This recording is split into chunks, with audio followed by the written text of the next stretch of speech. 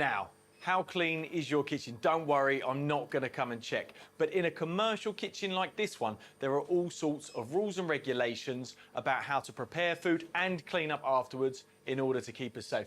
How you doing, Kev? Yeah, getting there, getting there. Make sure you don't miss any. Oh, we're doing our best.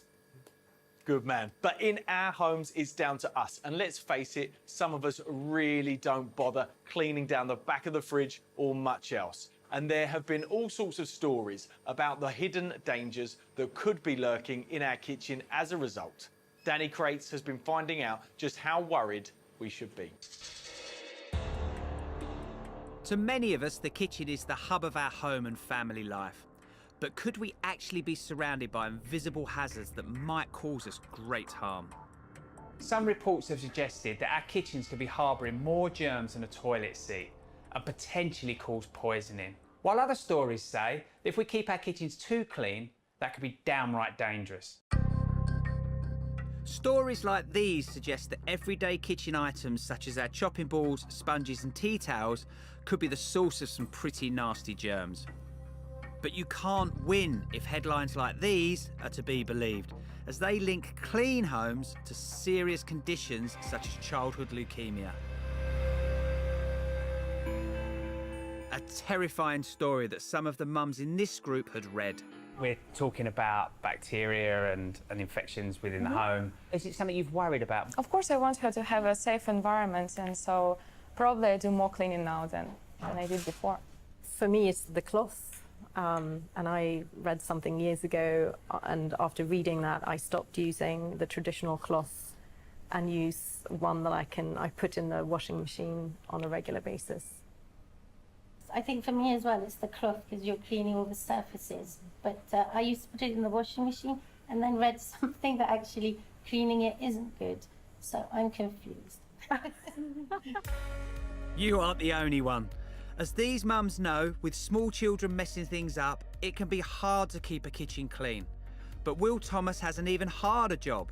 He shares his house with 5 other adults. How do you think your kitchen fares? Well, it's a shared house, so I think that's the first thing I would say. It's always a lot more difficult when there's a big bunch of you and you're all on different schedules to make sure that you're always on top of things. Obviously, the fridge is a challenge with there being multiple people in the house. Is there anything that you use on a regular basis you may have concerns about? Yeah, probably we don't segregate chopping boards, or at least I don't, because I don't ever cut raw meat on them. But I can't speak to what my other housemates do. How you doing? Yeah, it's me. We've arranged for Will to have a visitor. This is Environmental Health Officer Safia Coker. She normally investigates cases of food poisonings and examines restaurants, giving them hygiene ratings out of 5. Today, she's going to inspect Will's kitchen.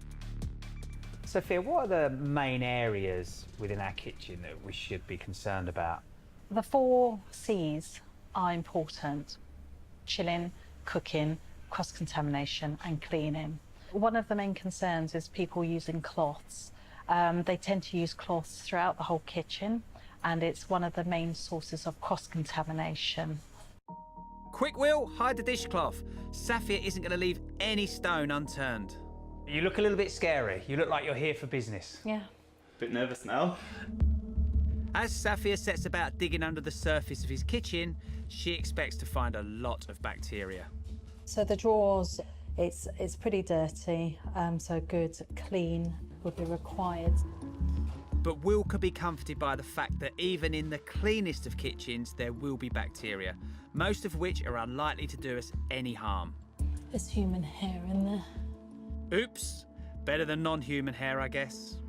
I've just found some eggs stored in the drawer. We tend to recommend that eggs are placed in the fridge. I wanted to discover more about some of the most common places to find bacteria in our kitchens. Dr. Joe Latimer is a microbiologist from the University of Salford, and he agrees with Safia about what the dirtiest thing in the kitchen is likely to be. So bacteria are just like us. They like food, they like water, and they like to keep warm. This sponge is wet, it's dirty, and it's warm. So you're likely to find more bacteria on something like this than you are on a nice, fresh, clean, dry sponge. Joe is running tests on some of the kitchen items that sparked those worrying stories in the papers we saw earlier. Used sponges, tea towels and chopping boards from various domestic kitchens. He's collecting a sample of each item to determine just how much bacteria is on them. So all that's left to do is put these plates containing samples of all our kitchen items into an incubator at body temperature, leave them for a few days and see what grows. So what of the confusing headlines about the dangers from the bacteria in our kitchens? This story claimed plastic chopping boards are far less hygienic than wooden ones.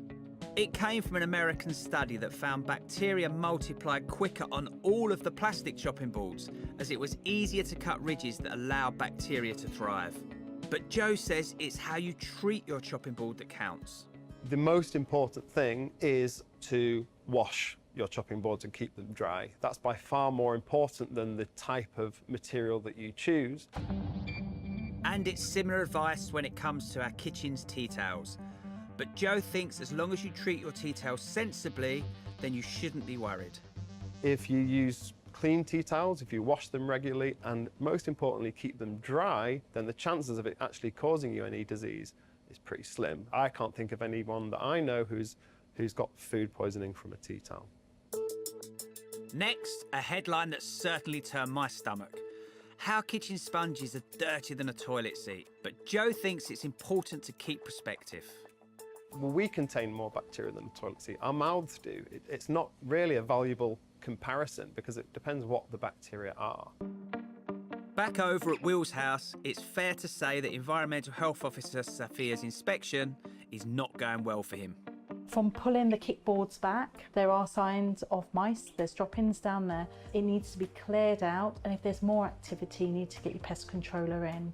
Yeah, we're between visits at the moment. Okay, but monitor that because there is activity still, okay? That's not all. His fridge is pretty filthy too. You have a lot of spillages around the actual seals itself. These should be cleaned.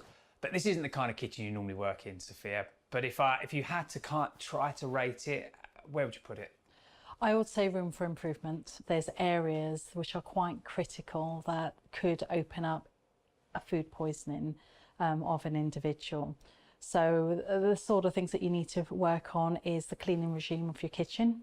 Focus more on things like J-cloths, sponges and tea towels, and how are they used and replaced and the frequency around it. Will, how do you feel about that? Some good constructive feedback there for you. Yeah, it's just finding the time, and if you're living with 5 other people, it can be hard without being too authoritarian, having a rota. We don't want to do that, so how do you keep on top of it? It's a challenge. That's Will's Saturday afternoon sorted. But before he loses too much heart, it's important to remember that while plentiful, most of the bacteria we're likely to encounter in our kitchens isn't harmful.